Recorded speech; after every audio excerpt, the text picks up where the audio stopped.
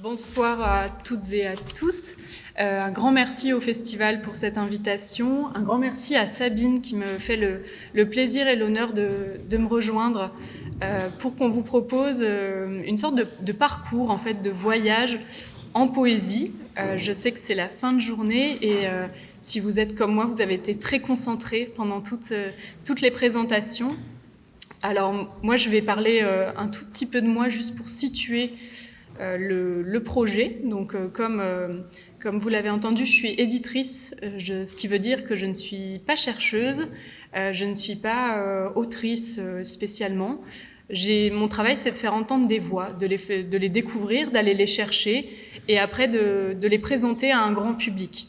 C'est vraiment l'idée qu'il y avait derrière le livre érotique 69 poétesses de notre temps, qui est paru aux éditions Bruno Doucet l'an dernier. C'est un projet qui est né à la fois d'une envie, je dirais du croisement entre une envie et une ligne éditoriale. Je vais rendre hommage ici, on en a un petit peu parlé au cours de la journée, mais aux maisons d'édition, éditeurs, éditrices, qui depuis toujours sont aussi des endroits où rayonnent les auteurs et les autrices. Évidemment, il faut des personnes qui se dévouent, mais en tout cas qui mènent à bien des projets pour les faire entendre, faire émerger ces voix. Et j'étais très heureuse qu'on entende quelques-uns des noms qui font aussi la force de l'édition contemporaine. Je pense notamment à Talent Haut, qui fait un travail formidable. Donc, aux éditions Bruno Doucet, nous, notre particularité, c'est qu'on fait entendre la voix de poètes et poétesses du monde entier, contemporains. On fait beaucoup d'éditions bilingues et on a un vrai travail depuis toujours. La maison d'édition, elle a 15 ans.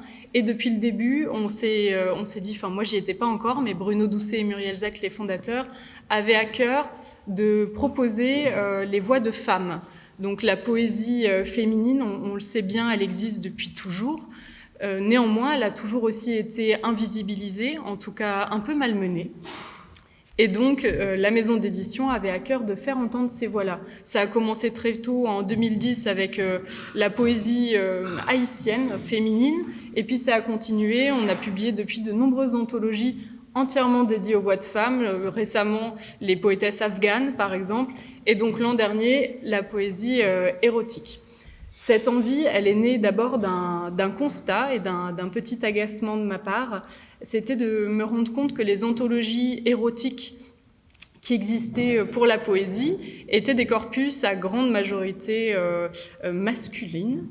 En tout cas, il y avait beaucoup de voix d'hommes dans ces anthologies, généralement des voix d'hommes blancs et hétérosexuels, si on doit dire les choses ainsi. Et donc, j'ai eu cet agacement encore plus profond lorsque je me suis procuré l'anthologie de Pierre Béarn, qui s'appelle « L'érotisme au féminin », qui a été publiée en 2000. Et voilà, j'étais joyeusement en train de la découvrir quand je me suis rendu compte que toutes les notices biographiques qui concernaient notamment les autrices lesbiennes étaient ponctuées de remarques parfaitement subjectives, ce qui est assez normal dans une anthologie, mais qui avaient tendance plutôt à dire bon, finalement, ces femmes... elles parlent du désir lesbien, mais parce qu'elles n'ont jamais vraiment connu le vrai plaisir charnel. Donc à ce moment-là, je me suis dit, c'est pas possible, il va falloir qu'on propose autre chose et qu'on vienne un peu enrichir ce terreau qui est déjà évidemment fort existant, puisqu'on a vu émerger, notamment ces dernières années, de nombreux ouvrages collectifs qui ont à cœur de réhabiliter le matrimoine. Je pense aux rééditions du Tripode de Goliarda Sapienza, par exemple, on en a parlé aujourd'hui. Une formidable anthologie faite par Digli aussi, il n'y a pas très longtemps. Voilà, donc il y a tout un tas de travail qui est mené, et évidemment l'anthologie de Camille qu'on a pu découvrir aussi ce matin. Donc cette anthologie de poésie érotique, l'idée qu'on avait derrière, c'était de proposer une déclinaison de thématiques, parce qu'on avait cette ambition peut-être un peu naïve de traverser complètement à la fois les espaces, puisqu'on propose une anthologie qui se veut mondiale. Évidemment, c'est un peu ridicule si on se dit qu'il y a 69 poétesses, on se doute bien qu'il n'y a pas tous les pays qui sont représentés, mais néanmoins, on voulait faire entendre des voix assez diverses et on voulait aussi traiter l'érotisme à travers un prisme large. Pour ça, je me suis reposée sur une autrice qui me tient beaucoup à cœur, qui est Audre Lorde. Son nom vous dira peut-être quelque chose, c'est une autrice afro-américaine. Et elle nous disait ceci dans une conférence qui a été retranscrite dans son essai Sister Outsider. Le mot érotisme vient du mot grec éros, personnification de l'amour sous tous ses aspects, né du chaos, incantation de la puissance créatrice et de l'harmonie.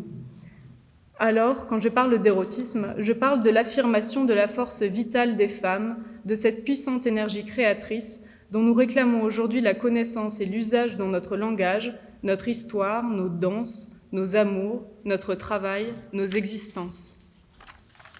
Donc, c'est vraiment cette citation qui a permis de poser les bases de l'anthologie et ensuite de décliner. Donc, ce qu'on s'est amusé à faire, c'est de prendre le mot érotisme et de le décliner avec un acrostiche. Donc, on passe du mot « émoi », qui est la première lettre du mot érotisme, à rencontre, orgasme, tabou, insoumise, sensualité, masturbation et enfantement. Donc vous l'avez entendu, on commence l'anthologie en douceur avec le mot « émoi ». Et ce que j'avais envie de vous proposer aujourd'hui, c'est d'une part, effectivement, vous raconter un peu comment on crée un projet éditorial comme celui-ci, mais aussi, et peut-être surtout, vous faire entendre ces voix de poétesses contemporaines, en tout cas extrêmement contemporaines, puisque la plupart d'entre elles sont encore vivantes.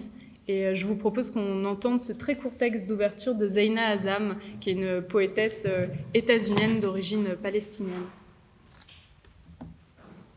Un inconnu passe, une odeur agréable, lumineuse éclosion de bulbes oubliés, fines ondulations derrière un bateau lent, en mémoire dans la peau, l'amour fait hier soir. Donc, on va l'entendre au cours de ces lectures. L'appellation de poésie érotique, en fait, elle recouvre une réalité très large. Il y a une grande diversité d'écriture, de sujets et aussi d'intentions. On passe de la sensualité la plus subtile, je dirais que Zeina Azam, elle rentre plutôt dans cette catégorie, aux descriptions les plus explicites. C'est difficile de prendre la parole en fin de journée sans avoir été influencé ou légèrement bougé dans ses réflexions par les propos qui ont été tenus avant. Et ce matin, Camille a parlé de son anthologie, donc d'écrits de femmes.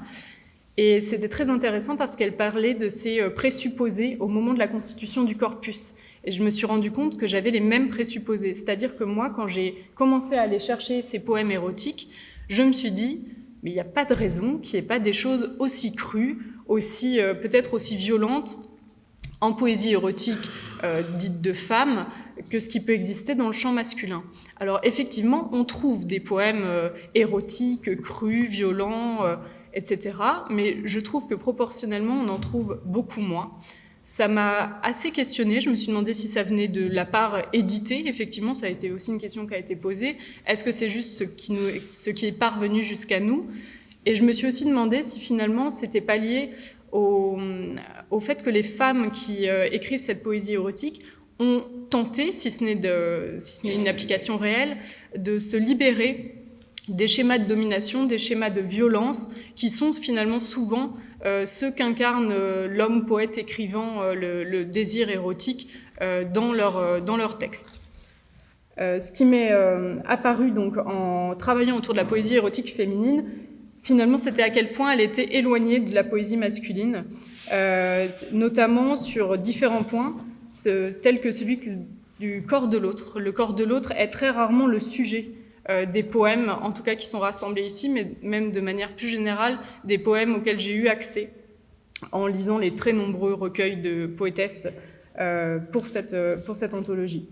Par opposition, dans la poésie érotique masculine, c'est quasi systématique que le corps de la femme soit célébré, voire mythifié, en tout cas une certaine conception de ce qu'elle est ou de ce qu'elle devrait être en tant qu'objet de désir. Au contraire, j'ai pu remarquer un certain nombre d'éléments remarquables durant mes recherches, avec notamment une forte présence de la nature, d'éléments qui sont des vecteurs de sensualité. J'ai noté, par exemple, et ça je l'ai noté une fois que j'avais rassemblé mes textes de corpus, qu'il y avait chez Laure Anders et chez Fanny Chiarello de grandes similarités dans le traitement du rapport amoureux, c'est-à-dire que toutes les deux vont décrire une scène de sexe qui se passe sur une plage, et donc on a la sensualité du sable, on a la sensualité de l'écume, on a ces corps confrontés sans cesse aux éléments. C'est un motif qui revient extrêmement souvent dans cette poésie-là. Il y a aussi une identification au paysage. Ça aussi, c'est quelque chose qui m'a assez étonnée. Et en même temps, quand on y pense, quelle meilleure manière de dire le désir et le rapport à l'autre que de se libérer des frontières, que de devenir à la fois le vent et l'arbre, le soleil et la pluie. Donc c'est ce que font parfaitement Muriel Zack ou Marie Pavlenko dans ce livre. Et le corps de la femme donc, devient une étendue bien plus vaste que les limites de sa peau. Et elle est aussi chargée de présence de végétaux parfois, présence d'animaux également. On a un très beau texte de la poétesse coréenne Jin Eun-young où on voit des truites blanches qui passent. Et on a aussi un texte que j'aime beaucoup de Mylène Tournier dans lequel il y a un âne. Entoure-moi comme le ciel soulève l'oranger. Et un autre jour, enterre-moi lentement. Je déposerai devant toi ma nuque singulière, pour qu'avec tes doigts singuliers aussi, tu arraches de mes deux lèvres particulières un cri universel. Quand une caresse est trop de plaisir pour la peau et qu'il faut que ça finisse, ou crier. Ta main, le ciel. C'est simple de mourir.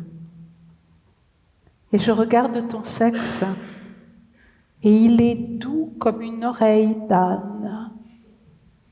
Et je respire avec ton sexe, assoiffé comme, une vieille dame qui ne veut plus que de l'eau sans dents. Et je tiens ton sexe, comme dans la rue, deux hommes se voient et se serrent la main. Et après, je rêve de ton sexe comme je le regarde et respire avec lui et le tiens. Merci Sabine. Je fais une toute petite parenthèse pour dire que quand on m'a proposé cette invitation, j'étais tiraillée entre deux envies, celle de me plonger dans l'œuvre d'une poétesse pour vous la faire découvrir plus amplement, et ça aurait très bien pu être Mylène Tournier, tant je trouve son travail absolument formidable et novateur, et en même temps l'envie de partager avec vous ce qui a fait la richesse de ce travail, c'est-à-dire traverser des univers poétiques singuliers. Donc on l'a bien entendu, l'érotisme c'est avant tout une façon de se connecter charnellement à ce qui nous entoure et à prendre place dans le monde. Plus loin dans l'anthologie, on a cette section qui m'a causé bien des interrogations, qui est la section des tabous. Qu'est-ce que c'est en 2025 quelque chose de tabou ? Est-ce qu'il y en a encore ? On l'a vu depuis le Moyen-Âge et même avant, les poétesses se sont quand même libérées de beaucoup de carcans. En tout cas, la parole, d'une manière ou d'une autre, même quand elle était étouffée au possible, a toujours su provoquer. Donc, je me suis posé vraiment cette question de qu'est-ce que pouvait être un tabou, qu'est-ce qu'il pouvait recouvrir.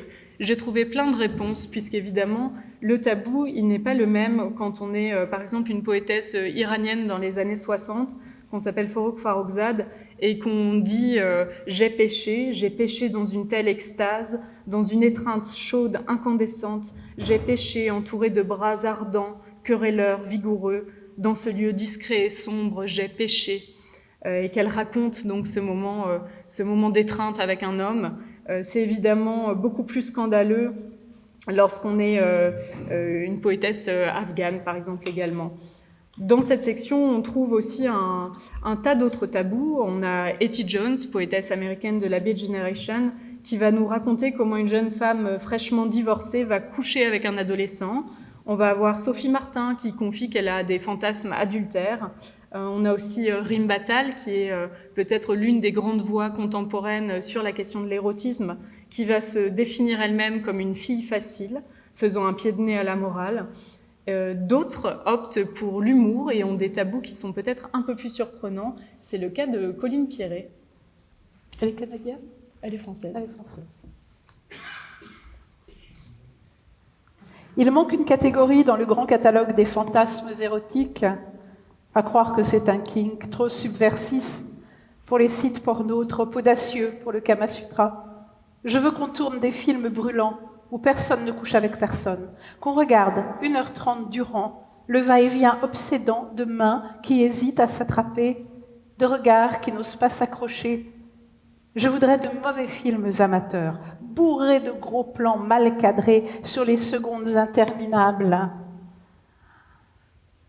Avant que la pulpe des doigts ne frôle la peau des joues pour la première fois, avant que la pulpe des lèvres ne s'écrase, juteuse, comme une pêche trop mûre sur la pulpe d'autres lèvres. Voilà. Je voudrais qu'on se branle sur la tendresse et qu'on se murmure au creux de l'oreille des mots fébriles et fiévreux comme « Montre-moi ta grosse sensibilité ». Vas-y, prends-moi sur le champ dans tes bras, laisse-moi glisser ma main dans le creux entre tes omoplates. Oui, plante ton regard dans le mien, je veux frotter mes pieds glacés contre les tiens. Caresse-moi encore l'avant-bras, recouvre-moi le visage de baisers, descends le long de mes reins pour me masser le dos. Écarte grand tes doigts, que je glisse les miens entre tes phalanges, que j'enfonce bien profond mon nez dans ton cou. Lèche ma cuillère de caramel, oui, suce le bout de mon nez. Viens là que j'attrape le regard, que je te prenne la main, viens là que je t'effleure. Oh oui, viens là que je t'enlace, mon amour, viens là qu'on ne se baise pas. Merci Sabine. Ce que j'ai trouvé assez génial, en fait, c'est que pour constituer cette anthologie, j'ai eu deux approches. Il y a eu la première approche qui était d'aller glaner des textes chez des éditeurs et des éditrices où les textes existaient et d'aller leur faire des demandes de reproduction. Et l'autre approche, c'était de demander des textes inédits à certaines poétesses dont je connaissais et appréciais le travail. C'était le cas avec Colline Piret. Donc je l'ai sollicitée en lui disant « Colline, aurais-tu un poème érotique à me proposer ?» Ce à quoi elle m'a répondu « Écoute, c'est pas vraiment mes sujets en fait. » Et puis quelques temps après, elle m'a envoyé ce texte en me disant « Je sais pas si ça peut rentrer dans ton livre. » Et moi, ce que je trouvais follement amusant, original et en même temps très intéressant, c'était qu'elle propose un érotisme de la tendresse et aussi un érotisme de la sexualité finalement. Donc forcément, parler de son désir, on s'en rend compte quand on lit les textes au fur et à mesure, ce n'est pas tant de parler de son rapport à l'autre que de son rapport à soi. L'érotisme, pour les poétesses contemporaines, c'est souvent une manière de se réapproprier son corps, ses sensations. L'exprimer par la poésie, c'est dans une certaine mesure s'inscrire dans les luttes féministes par le versant artistique, en remplaçant les slogans et les bannières par des poèmes. Certains dépassent le cadre de l'érotisme et se rapprochent du manifeste, comme celui de Moon Chung-hee, poétesse coréenne. Déclaration de la fleur. Je me servirai de mon sexe à ma façon, comme je l'entends. J'empêcherai que l'État le contrôle ou que les ancêtres s'en mêlent. J'empêcherai qu'une idéologie y porte la main brutalement. J'empêcherai qu'on en donne des leçons ou qu'on en fasse la publicité. En aucun cas, je ne tolérerai qu'on l'échange contre de l'argent. Je ne me donnerai pas l'air d'être belle ou gentille. Je ne ferai pas semblant de tout connaître. Je prendrai tout simplement possession de mon corps, sous le ciel. Au pays de la poésie, je suis fleurie. Je pense qu'on l'entend assez bien avec ce texte. En fait, à un moment de la constitution de l'anthologie, j'ai commencé à être un peu dépassée par mon sujet. C'est-à-dire, je me suis rendu compte que plus qu'une anthologie de poésie érotique, j'étais en train de faire une anthologie qui aurait pu s'appeler, si on reprend par exemple l'anthologie de Françoise Chandernagor qui a fait Quand les femmes parlent d'amour, ça aurait pu être Quand les femmes parlent de sexe. Donc il y a eu ce glissement qui s'est opéré au fur et à mesure. Car force est de constater que lorsque les poétesses parlent de sexe, elles parlent très rarement uniquement de leur rapport au plaisir, de leurs fantasmes et de leurs envies charnelles.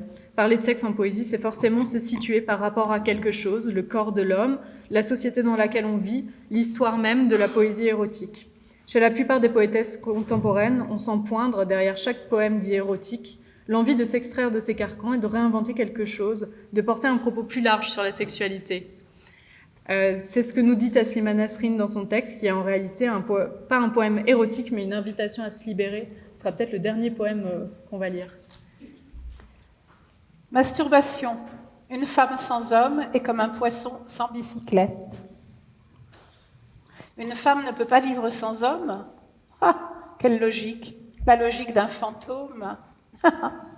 Lance la balle. Ne laisse pas les orchidées t'enlacer. Ne va pas dans des buissons pleins de fourmis rouges. Jette-toi dans la sensualité. Tu as l'arc, tu as la flèche. Vas-y, ma fille, masturbe-toi. Donc Taslima Nasrine, juste pour recontextualiser, c'est une poétesse du Bangladesh qui a subi énormément de censure dans son pays et qui a dû s'exiler.